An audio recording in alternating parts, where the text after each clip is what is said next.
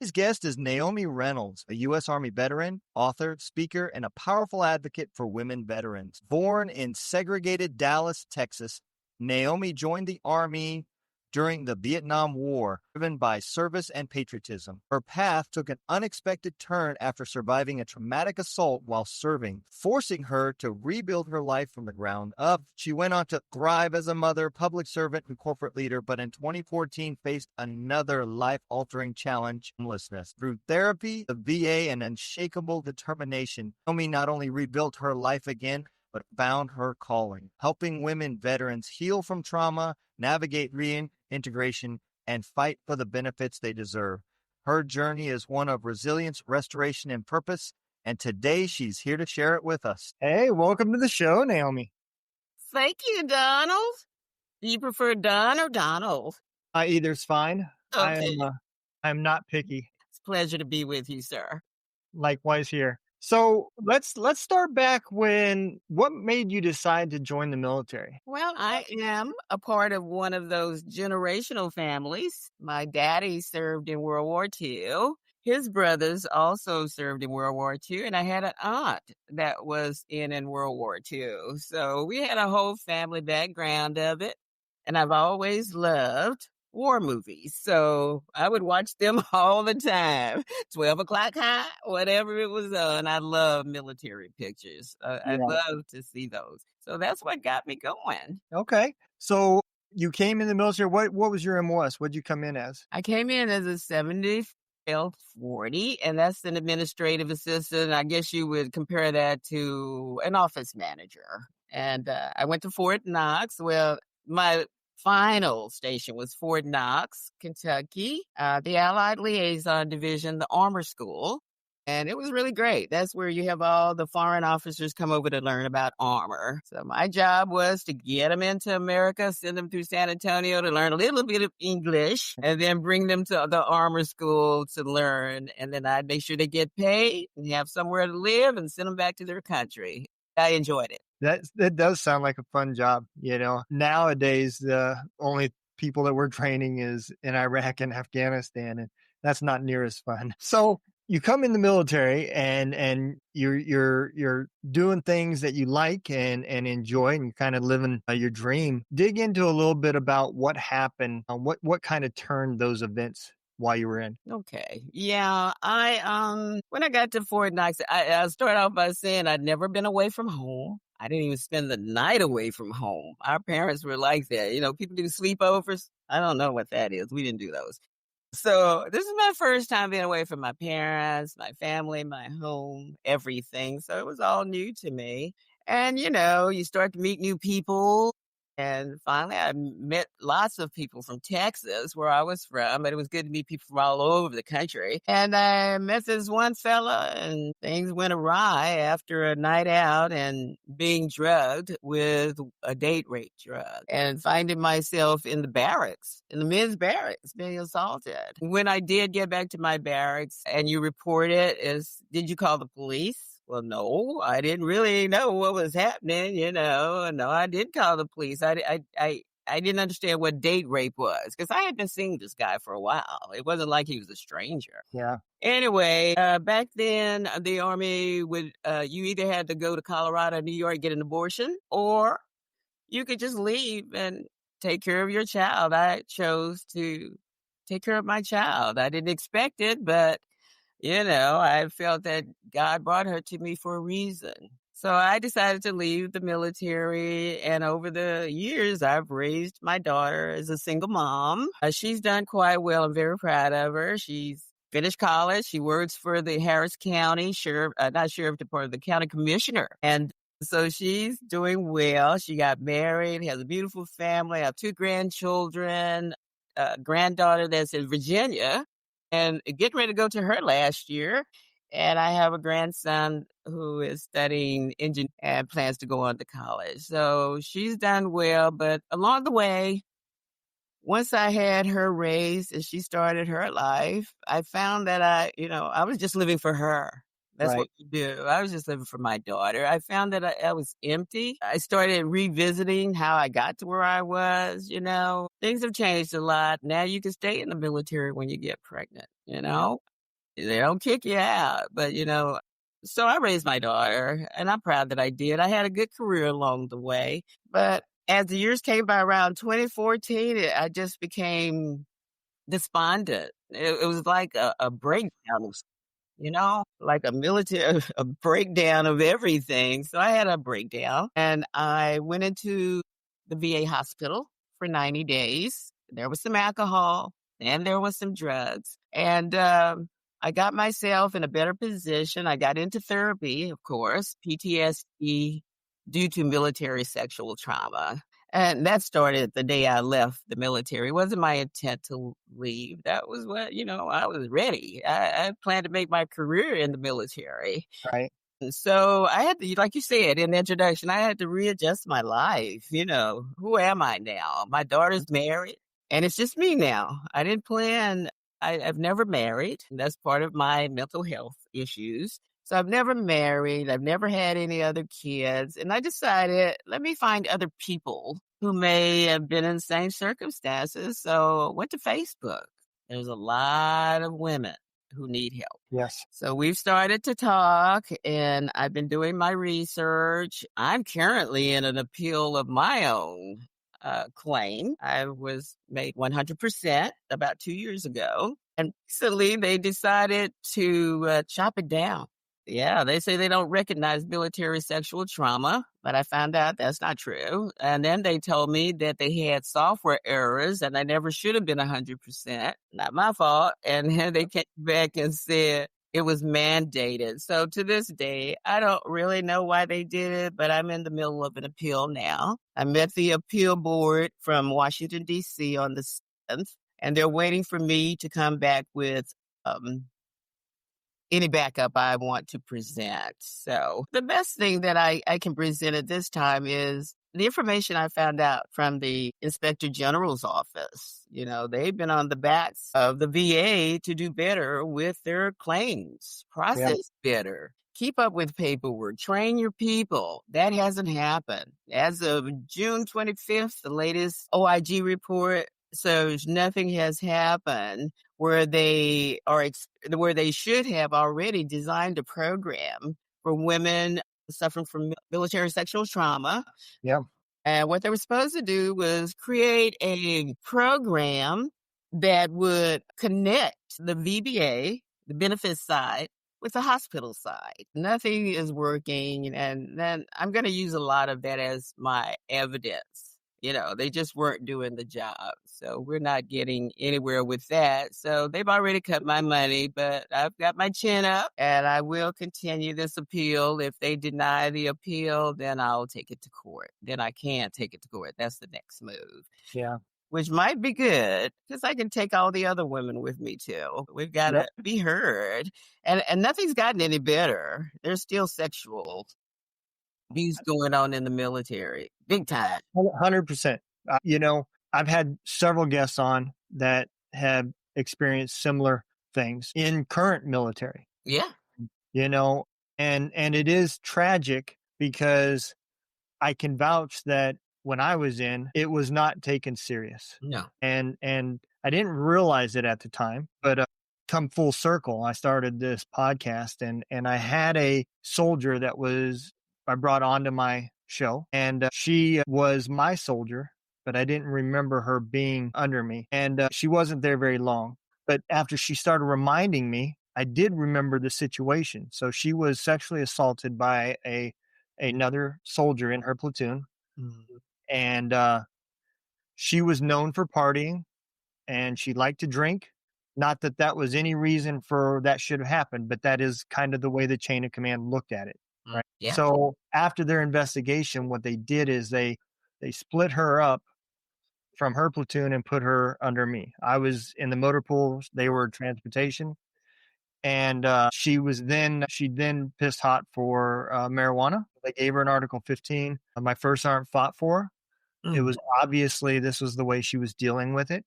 It was just more evidence that what did happen to her was not wanted. And then after we got her help, I say help, they put her through the program to get her to stop smoking. And she did it again, and they ended up having to chapter her. Ooh. And she is still having issues. I could tell in the interview, there's trust issues. There's lots of issues that A lot of them. stem all from this. And women in general do not get a fair shake from our society to our military. It's on both sides. I've had several guests come in and when they go to the VA, another spouse will lean over and say, "Oh, is your husband here too?"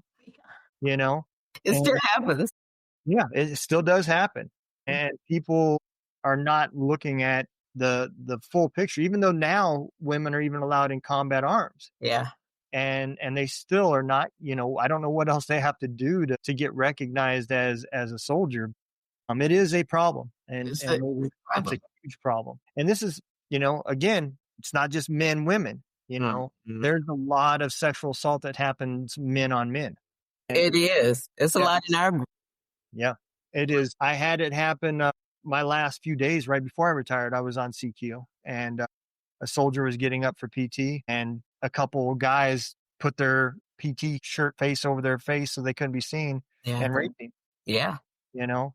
Yeah. So absolutely, it's a horrible situation. It's very much so. Now I am also there's a law, HR 6023, the Veterans Restitution and Justice Act.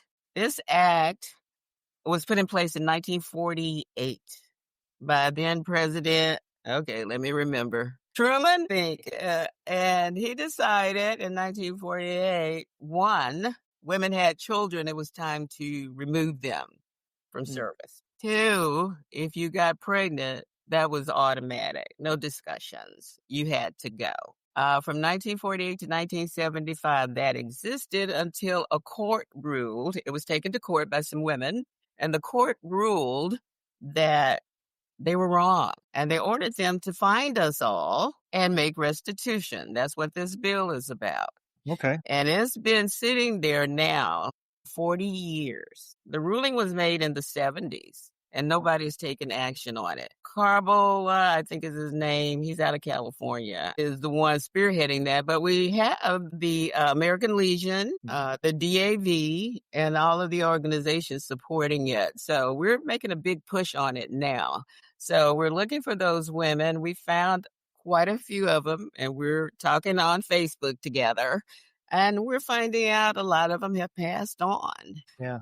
But what the law says is whatever the restitution is, their family will get it. But we have to keep pushing because this has been 40 years Yeah. of waiting for them to do what they said they were going to do. So that's the big fight that we have right now, along with making sure we get justice for our claims and for military sexual trauma as well. Yeah. So it's huge. It's huge. We can't seem to stir up any news around it, though.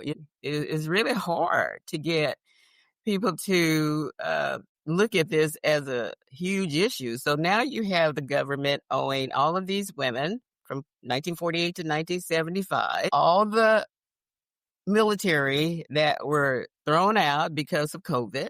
They got to go back and take care of that. And you also have the gay pride group. I think they won their court action. So it's a lot of folks out there that it's time to take a look at and just clean it up. Yeah. Just clean it up, clean it all up, get a new start. And I'm hoping, I don't like to get into the politics, but we do have a new administration. And I'm hoping that Doug Collins, the new secretary of the VA, does take action. We reported this claim issue, so I plan to get all of my paperwork to the appeals board by Monday, and I've asked them to expedite their decision because at this point, you know what you get at 100%. Yeah. So I have been knocked down really badly. Luckily, I have a little bit of savings until I can go through this, but they don't take anything into consideration. And when I called the VA, the people who work there said it's mostly seniors that they're doing this to. And I don't understand that. You remember the 5, 10, 15-year rule? Well, that doesn't exist anymore. Well, I can, that doesn't surprise me with what you said. I mean, it wasn't, that doesn't sound like a coincidence because they were just, back when I think it was it Petraeus that was in charge of the VA and he stepped down because they had this waiting list, Yeah. and all they were doing was waiting for these guys to die so that Yes. they didn't have to treat. Well, does not surprise me that they're doing this to seniors. Seniors on their benefits. They can drag it out in hopes that the person passes That you and the benefits are gone. That's it. That's You know? exactly it, unfortunately, and I don't know. It doesn't help you when you have mental health issues anyway. Yep. The only, all you can do is pray. I call the hotline a lot, or I'll talk to the other ladies in the same position. Now, I don't know how many have had their benefits reduced. We're looking for those women who've had their benefits reduced due to PTSD and sexual trauma. Wow. So I've been reaching out to them. If anybody knows anybody who's had their benefits reduced and who were sexually assaulted, we need to talk because they do recognize military sexual trauma. Although when you call, they'll tell you they don't. But my judge in Washington, D.C., who's waiting for my evidence, told me, yes, we do. Yeah. Yes, we do. Yeah. I know when I went through my claims, that was one of the questions, Yeah. what is your PTSD caused from sexual trauma? You know, so obviously they do recognize it because they're asking, I got a family member a male family member who is getting it, and his biggest claim wasn't even military related. He got it. Don't know how he got it, but You got it. he blamed his PTSD on his upbringing. And, I just looked at him. He was in the Air Force for 16 years. Oh, Never wow. deployed. Asked. That's what I was going to ask. Was he ever deployed? Nope. Yeah, and that's how he got to 100% was because he didn't have enough other stuff wrong with him to make it there. Well, now, if you put in a claim for PTSD, what they were telling me is the reason they wanted to cut it was because they're trying to start all the claims now coming in at 50%, no more, no less. But when they have to look at it, each incident is different. Mine, yes, sexual assault, and I had a child. I had to raise. I wanted to, not that I had to. I wanted to raise my daughter. Yeah. You have some that went through sexual trauma and it's just the sexual trauma that's causing them their problems. But when you decide that you're going to have your child and raise your child yourself, I think I was telling somebody when I came home, my family was very receptive and I was always a high achiever. Coming home like that, I felt like I had a scarlet letter on me. It took me a while to just settle down and take care of your child and live. Forget about the shame you feel. You'll deal with that later, and I have. I'm working on it because there is a shame that comes with it, especially back then, because that was when people were getting on welfare to get money and all kinds, having babies. I just knew that wasn't going to be my life. It ended up being my life, and I had to work. I'm still working through that. But I think that we have to get together, and we have to get that straight. But when I went to the hospital to have my daughter, this is what I was getting ready to say. I have to go back and get my thoughts. I had my daughter at Dyess Air Force Base. Okay. Because they did allow me, they paid for me to have my child. So I did get that benefit. But the funny part was they wouldn't pay for my baby's food. I said, what? You have to pay for that? They're not going to pay for that. I couldn't believe it. That hasn't changed as of today. I don't think that's changed because I had to pay for mine as well. Wow. Yeah. So it's interesting. And, I told them, I said, I got a VA loan, and I always tell veterans, yeah, you can get a VA loan without any down payment, but you better have some money because property taxes, insurance, upkeep will kick your butt. I was fortunate with that 100% because I paid no property tax. Now, it could be a different story. So I don't know what that means because I got rid of about 1,500, so I was 100%. Yeah. In some states, same with registration tags and all that type of stuff. There's funeral and burial benefits that, are increased with that. Yeah. Dental. Yep. Absolutely. I want to kind of unpack this a little bit for the listeners, right? Because I know I get it. And I do have listeners that never served. So when you were getting out, you were going through a lot more than what we just talked about. Yeah. You were, it is not uncommon for a veteran to walk away and now has lost their identity. Your identity at that time was a sergeant in the military. You were in charge of troops. You were respected, and that was all part of who you were. Yeah. And now that has been stripped away, and you're having to go figure it out because there's no operational textbook that tells you what your next steps are. So now you've got that dilemma. You've been sexually assaulted. I don't know if they did anything to the person that Nah, it, nah. and so now you've got that, because that's where some of these feelings come from. There was, when you don't punish the other person, that's like you saying high five, congratulations. That's the same thing. It's not well, we just don't want to dig into it. It's a touchy situation. No, you just condoned it. Just condemned it.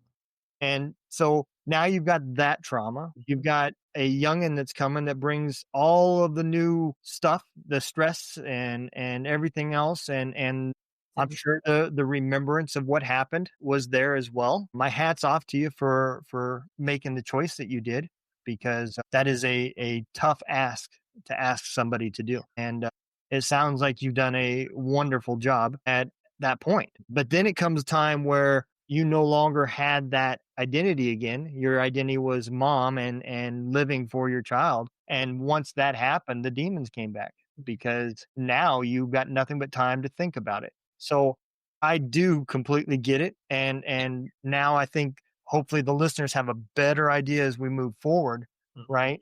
Yeah.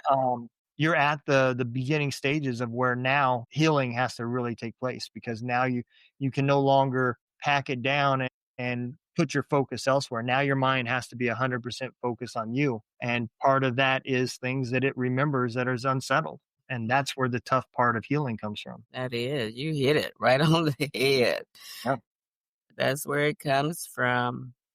And after I left Dallas, I haven't been able to even keep a therapist at the VA. They turn over so quickly. They come from different countries. I had Dr. Abadali, and I don't know where he came from, but he went back to his country. I've had 2 foreign doctors here, but they don't stay long. I think over the last, since I moved back to the Houston area in 2019, I can tell you I've had at least 6 therapists. 6. And you can't get anywhere with 6 different therapists. It's like starting all over again every time, make it any better. When I got my my appeal paperwork, the judge said, do you have a service officer to help you or a lawyer? That always burns me. A veteran should not need an attorney. But now I'm beginning to believe I should have gotten one. I'm not sure. I'll be honest, that's how I got to 100%. I had to get an attorney. I just couldn't deal with it anymore. The red tape and everything else. I know it's driving me crazy right now. I'll be honest with you. It's doing pray and talk as much as I can to other people. But to get to the first 100, I never used anybody. I wrote all my stories, my own story, and did my own paperwork over the years. But now that we're at this point, so everybody gave me numbers, but nobody's available. So you go on your own. So at that point. Well, when we're done, I'm going to put you in contact with a couple people that I know that can appreciate it, recognize and share and help. So I want to dig into a little bit. You're now seeking help. You're going through rehab and some therapy. What happens after that? Well, the therapy I'm involved in now, it's over with. I may restart it once I get through all this appeal stuff. But at the end of last year, they assigned me to a social service person, which they are also some type of therapist too on the social service side. And he introduced me to equine therapy. So there's a horse ranch not that far from me here where I live. And you don't ride them, but you groom them. You get to know them. You learn about horses. And I have to tell you, I'm isolated. I'm one of those people who are isolated. I don't go out. I don't date. I don't go to events. I'm isolated. So for him to get me to go was real big deal, and I enjoyed it. So I may go back to that. As far as getting out of my isolation, I don't know. I don't think at this point in my life, other than working with my veterans Mhm. and doing those type of things, homelessness, I'm a sustaining member of the Texas Homeless Network, help with the veterans, come up with ideas where we can better serve our veterans through all of these NGOs. They get all the veterans money. Texas is the largest state for veterans. We have the most veterans than anybody. And then I guess California and then Florida, but we have the most. And we just don't have enough veteran service officers to assist with the claims. And for me, I think that's the downfall. Anytime you put in a claim, you should automatically get a service officer if they're qualified. Well, I think we can easily say that there is a system that would fix all of that because they implemented it when your income tax. When it comes down to them wanting to make sure they get their money, they've got a fail-proof system. Every dollar you ever make, they'll never lose that record. They'll know it. They say they'll never lose that. Nope. No, they will not. They'll go back 10 years and tell you where you earned 50. That's true. That's true. That's true. That's true. I tell you, though, I don't want to make the VA sound like they're horrible, but if the Inspector General has said it, then I can say it. But I remember I went to school on the GI Bill. I went to college with Abilene Christian and got my degree in criminal justice because I ended up working with the Dallas Police Department and fire and arson. They realized, I guess once I started getting Social Security, they came back to me and said, and this is like years ago, you owe us this money. And they took it. They took it out of my Social Security check at that time. And I was like, I mean, what can you do? What can you do? I didn't owe it. They couldn't show me how I owed it. I mean, this was like 20 years later. Yeah. You're right. They'll find it. But If your claim gets lost 15 minutes after they get it. And I do agree with you. I don't, go out there and try to bash the VA. I know. But the system is broken. It is that simple. Okay. The VA would be a great navigator if that's all they had to worry about was putting the soldier what resources they needed.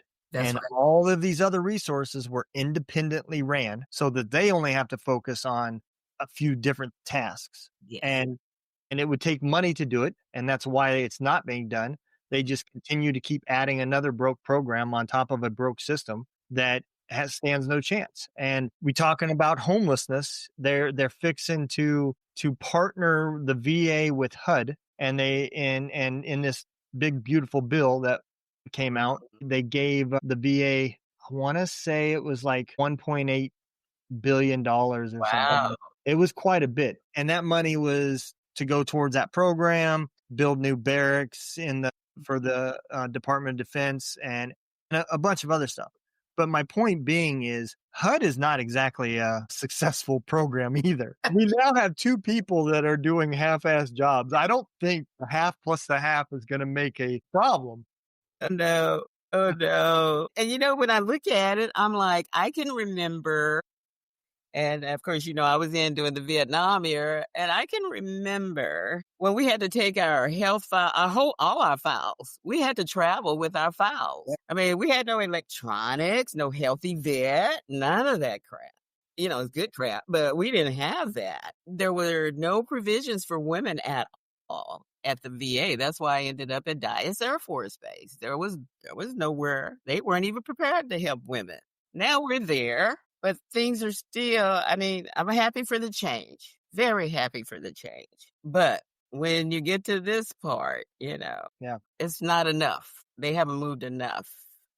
And to Queen Latifah on her show, The Equalizer, I was watching her one day and she did a show to show you how bad things still are. This colonel had raped this cadet, this infantry lady, and he had killed her because he didn't want it to get out. And of course, Queen Latifah, being the detective, she found out everything, and they found out it had been a history of it. So she did a really good program about the way it exists today. Mm-hmm. That is still the same. Nothing's changed. So I'm interested to see what happens with this consolidated program between VBA and VHA. especially for sexual trauma, to see what that's going to end up looking like.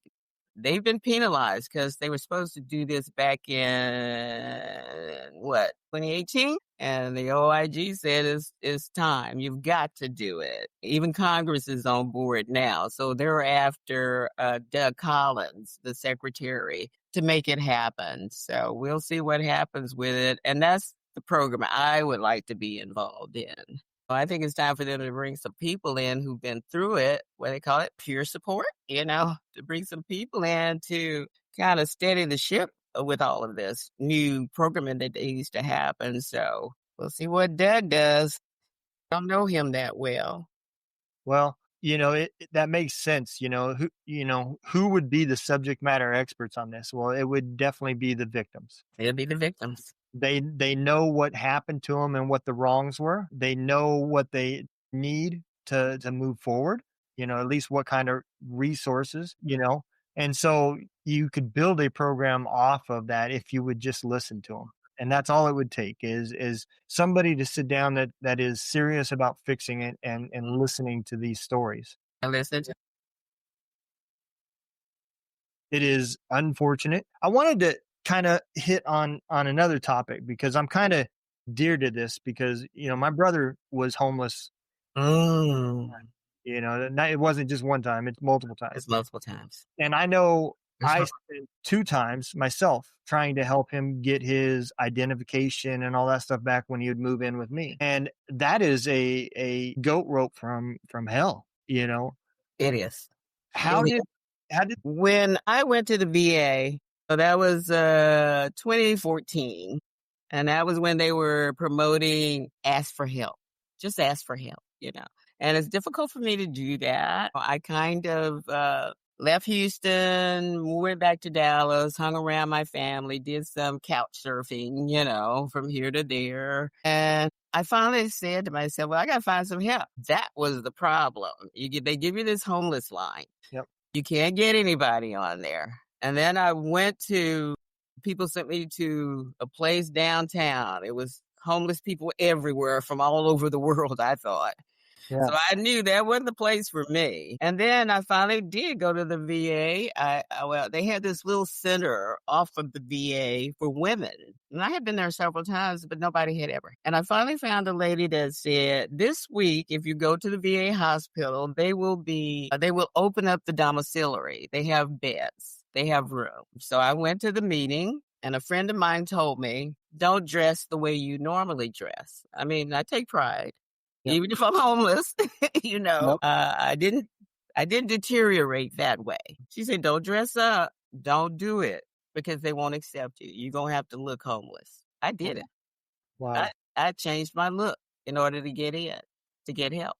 And she was right, too. So when I went in, they do the processing, get you in, and they asked me when I wanted to start. I know it was July. I said, when does it start? They said, July 3rd. I said, I'll be here. They said, well, it's the 4th. Don't you want to hang out for the 4th? I said, no. What, do drink and drugs? What? No, I don't want to be out for the 4th. But the thing about the domiciliary in those places, you have to actually get up and go yourself too. If you want a therapist, you got to push for a therapist. If you want to, like you said, you took your brother to go get all his ID.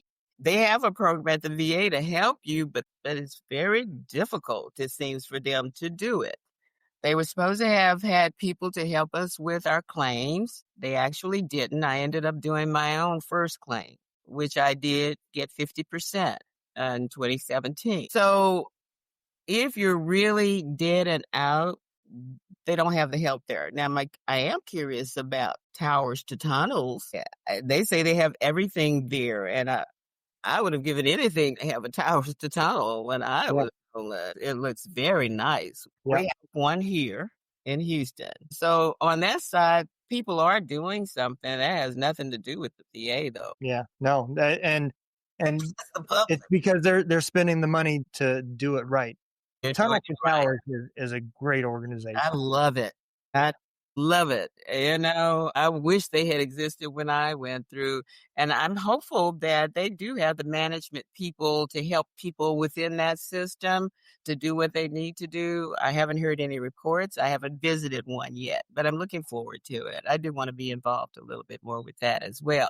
But in September 17th is when the Texas Homeless Network have their annual conference. And I'll usually go to that. The first time I went, I almost didn't go. Again, I'm an isolationist, but I had the need to go because I've been homeless and I know what it's like. And I wanted to help on the veteran side. They have 250 counties within Texas that get money through the Texas Homeless Network.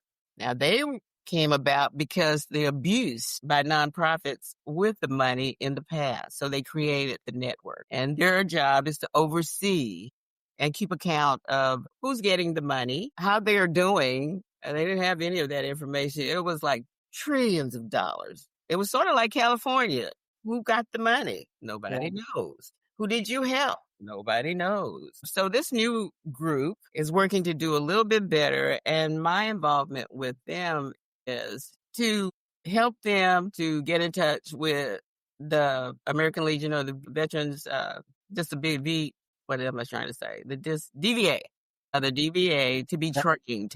Have someone within each of those organizations trained to help with claims. We got to do something because there's just not enough help out there. All of the people who help with claims, that's why we got so many people trying to charge us to do it. We got to get away from that charging veterans to help them. I think it's atrocious. It's atrocious. Yep. I mean, I know it's a business and I know a lot of people try, but I stray away from them and I have other people stray away. I mean, maybe you'll pick up a little information, but don't pay money. Yep. Not that way. If you got to end up doing it, go get you an attorney, I guess. Yep. And that's the best way to do it. If you're going to spend money, go with an actual attorney that gets paid to represent you. And the first thing you can ask is, if you have to go in front of an appeal board, would that attorney stand next to you? Yeah. If not, then he's not an attorney. He's just another program that's filling out paperwork for you. That's right. So lots going on, but I'm looking forward to the conference in September and seeing all the folks, seeing what's the new information for homeless folks here in the state of Texas. And, because every year they come up with the same percentage. We've gotten 30%. No, you haven't. You've been getting 30% for 20 years. They never increase it, They haven't done enough for homeless vets. And I know it's difficult for a lot of them to come in. I've met them at some of the stand downs. Yep. We have our stand down in October. And I haven't been in years. I'm going to try to get out and make that one as well. Most of the time at the stand downs when I was there, especially the guys that's getting 100%, they don't want therapy. They don't want anything. They just want to be left alone for the most parts. But it's got to be something we can do better for our homeless vets because we haven't even touched the surface. They're not all laying around on the street, drugged out. That's not who they are.